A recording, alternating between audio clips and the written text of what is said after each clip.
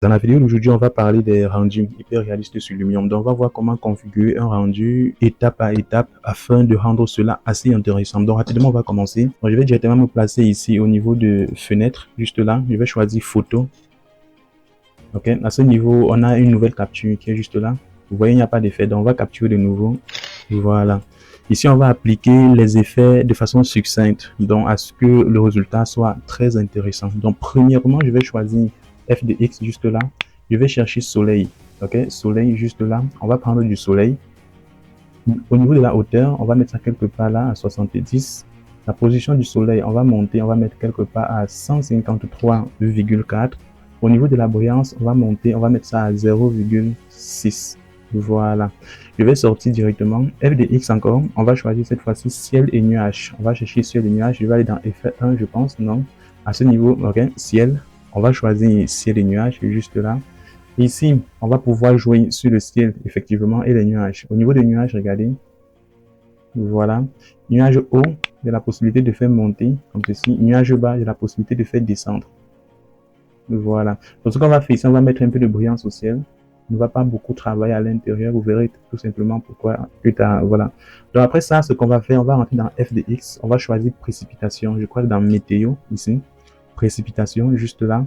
Vous voyez ces grains de pluie, cette pluie qui est en train de tomber, on va directement annuler. Donc, on va aller dans taille de particules, on va retirer. Quantité, on va retirer également. Précipitation, on va mettre ça à 0,4. Parce que si on met moins, vous voyez le comportement, n'est-ce pas? Si je fais monter, précipitation, regardez. Voilà, donc on va mettre ça à 0,4. Une fois que c'est fait maintenant, on va simplement rentrer dans F de X et on va choisir cette fois-ci perspective. Ceci va nous permettre d'équilibrer la caméra. Donc je prends perspective à 2 points comme ceci. J'espère que le tutoriel n'est pas très rapide. Donc je vais me placer là. Et perspective, si je désactive, regardez, j'active, vous voyez le comportement. Ceci permet d'équilibrer l'image. Donc je fais OK, j'active et je peux régler même la quantité. Vous voyez, n'est-ce pas? Donc je vous recommande de faire ça comme ceci. Bon, ça va dépendre de la capture que vous êtes en train d'effectuer, bien sûr. Donc prenez cela en mettant en compte ou alors prenez cela en intégrant le fait que ça va influencer directement sur votre image. Donc on va chercher directement netteté. Voilà, donc on va chercher dans, je pense, dans objet, non. Effet 1, juste là, on va choisir netteté à ce niveau. Voilà, on clique dessus. Ici, ça va nous permettre d'ajouter un peu de détails à notre image. Donc je vais zoomer pour que vous puissiez voir. Donc je vais me rapprocher au maximum, regardez. Vous voyez, n'est-ce pas? Il y a cette netteté là qui apparaît. Je vais choisir un autre coin pour que vous puissiez mieux apercevoir cela. Voilà, je pense ici on va voir quelque chose d'assez intéressant. Donc je clique, regardez. Voilà, donc on va mettre ça à 0,3. Voilà, comme ceci. Maintenant, on va chercher exposition. Donc je vais chercher exposition. Je pense que ça se trouve dans objet. Non. Caméra, oui, juste là. Voici exposition. Je vais choisir exposition. Et là, ça va nous permettre d'éclairer ou alors de donner beaucoup de lumière à notre capture. Donc ici, exposition, là c'est à 0,5, regardez. Il ne faudrait pas que ce soit moins, il ne faudrait pas que ce soit trop non plus. Ok, il faudrait que ce soit équilibré. Donc vous devez trouver le juste milieu. On est à 0,5, moi je vais mettre ça à 0,6. Voilà. Je tiens à préciser également que les configurations que nous sommes en train d'effectuer pourront marcher dans votre cas de façon à ce que vous n'apportez plus rien d'autre comme modification. Je ne sais pas si on se comprend. Donc vous pouvez utiliser exactement ce que nous sommes en train de faire pour travailler dans vos projets sans apport de modification quelconque. Voilà. Donc je vais rentrer directement. Après exposition, on va chercher colorimétrie. Je vais dans FDX comme ceci. On va chercher colorimétrie. Dans effet 1, juste là, colorimétrie si caché. Donc je vais choisir colorimétrie. Ceci va nous permettre d'apporter un peu de ton brillant ou un peu de ton jaune à notre image en fonction du résultat qu'on souhaite obtenir. Si je rentre là, vous voyez, on a complètement du bleu. Ça ne fait pas réaliste ou alors par rapport à ce projet, bien sûr. Donc je vais monter légèrement. Je vais mettre ça à 0,2. Comme ceci, voilà. Au niveau des teintes, on va mettre ça à 0,1. La suite, vous laissez l'indem ou alors au niveau de brillance, vous pouvez simplement apporter un peu de brillance encore pour avoir une image très très propre à la fin. Donc je vais cliquer dessus, regardez. Là, on n'a pas d'ombre déjà, ok? Ce qui rend la chose très intéressante. Donc je vais choisir maintenant réflexion, FDX juste là. Et à ce niveau maintenant, on va chercher réflexion. Où est-ce que ça s'y trouve? On va chercher dans avancer. Avancer juste là. Je vais choisir réflexion. Je clique dessus. Ceci va nous permettre d'apporter de la réflexion aux éléments réflectifs, c'est-à-dire ça peut être les verres, ça peut être les portes, ça peut être le sol. Bon, ici on va choisir d'abord bas, choisissez bien bas, ça vous permet de naviguer plus aisément. Donc je choisis bas, je choisis modifier à ce niveau. Voilà, je peux soit le faire automatiquement, c'est-à-dire je double-clique ici, ça apporte des réflexions directement sur les verres. Ok, mais il peut arriver maintenant qu'en double-cliquant là, ça lâche ou alors ça laisse certains verres. Donc ce qu'on va faire simplement, c'est qu'on va effacer. Il suffit de cliquer et on va prendre plus, comme ceci, vous allez simplement appliquer.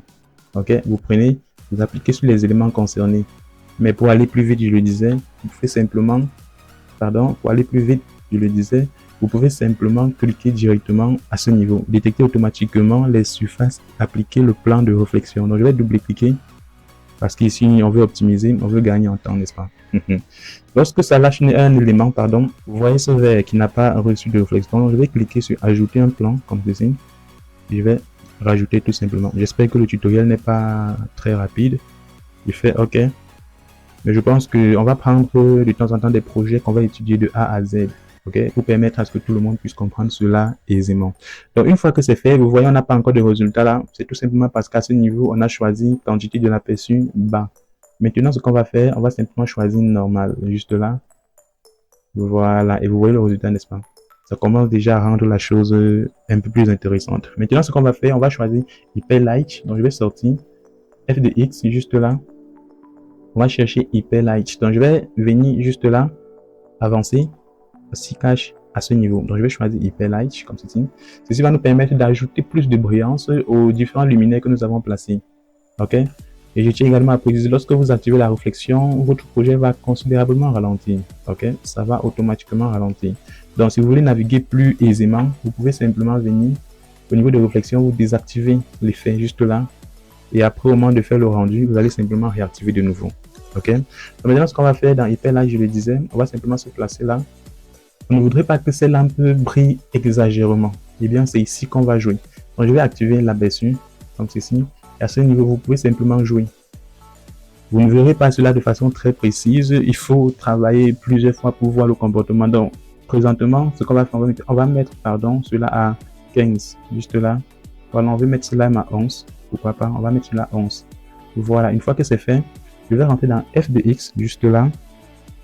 Et maintenant, on va choisir simplement lumière du ciel, c'est très important. Je vais choisir ciel juste là. Et ici, on va chercher ciel réaliste, non. Ciel nuageux, non. Météo, je pense, non. Dans soleil, ben non plus. Dans avancé alors, non. Où est-ce que ça se cache? Ok, oui, dans avancé, juste là. Je vais choisir lumière du ciel. Je vais choisir lumière du ciel comme ceci. Et à ce niveau, on va prendre ultra. Ok, juste là. La brillance, on va mettre cela au maximum. Voilà, la saturation par contre, on va casser légèrement. On va mettre ça à 0,8 comme ceci. Voilà. Maintenant, on va rentrer dans F de X. Au niveau de avancé, juste là, je pense qu'on en a terminé déjà. Au niveau de effet 2, juste là, on va chercher profondeur des champs. Profondeur des champs, où est-ce que ça se trouve? Profondeur, effet 1. Juste là, on va chercher profondeur des champs. C'est vrai, ce n'est pas très important, mais on devrait l'appliquer quand même. Profondeur des champs, où est-ce que ça se trouve? Ok, juste là, profondeur des champs. Ça nous permet d'apporter un peu de flou à notre image. Voilà, je vais cliquer là. Si je mets la quantité, regardez. Vous voyez, n'est-ce pas? Voilà, ce qu'on va faire ici, on va mettre simplement à 1, juste là. Une fois que c'est fait, on va maintenant choisir notre dernier effet. Notre dernier effet, n'est-ce pas? Donc, on va simplement rentrer et au niveau de la réflexion, on va l'activer juste là. Voilà, donc je vous remontre les effets que nous avons utilisés. On a utilisé profondeur des champs, lumière du ciel, Hyper Light et réflexion à ce niveau. Au niveau de la rubrique numéro 2 ou la page numéro 2, on a choisi colorimétrie, exposition, netteté, perspective à 2 points.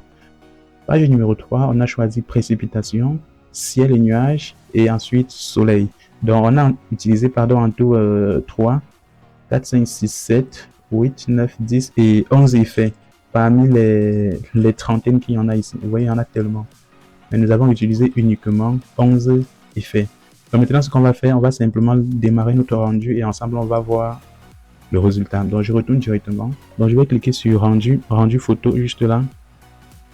Et on va choisir du Full HD juste là parce que plus vous prenez un format important ou plus grand, plus votre processeur doit en souffrir. Donc si vous avez un PC qui n'a pas des caractéristiques ultra avancées, je vous recommande de prendre du SD, tout simplement. Là, avec Photoshop, vous pourrez apporter des modifications et améliorer l'image. Donc ici, on va prendre du Full HD, comme ceci. Et on va simplement choisir ici du PNG, là. Et on va entrer 10, tout simplement. Et on va enregistrer. Ok, je tiens également à préciser que plus vous apportez de netteté ou de réflexion à votre projet, et autant ça prendra plus de temps également pour la production. Donc je vous recommande de faire abstraction de l'utilisation des réflexions. Si vous avez un PC qui n'a pas de caractéristiques très intéressantes, parce que Lumion en demande tellement, donc on va attendre que la production ou que le rendu soit terminé. Et ça prend du temps. 39 secondes pour une petite image. Donc, vous voyez déjà le résultat, n'est-ce pas? Ça commence déjà à être intéressant. Donc, à partir de 11 paramétrages, tout simplement, vous pouvez faire quelque chose de très intéressant. Il suffit d'être précis et de savoir exactement ce que vous voulez comme résultat. Pardon, avec 10 effets, tout au plus, vous pouvez faire quelque chose de déjà intéressant. Donc, on attend directement le résultat et ensemble, on va apprécier. Donc là, vous voyez l'image, cela a pris exactement 1 minute et 35 secondes pour la production. Donc on va ouvrir 10. Ok, regardez ce que ça donne comme résultat. Et là, c'est seulement sur la base de 11 effets. Et avec le temps, on va mieux travailler les effets pour éliminer ces ombres, éliminer tout ce que vous voyez comme ombre. Et là, par exemple, on a ce dégradé qui apparaît. Donc, on va voir comment gérer ça au mieux dans les prochaines vidéos. Donc, je vous dis merci d'avoir regardé et rendez-vous dans la prochaine vidéo. Bye.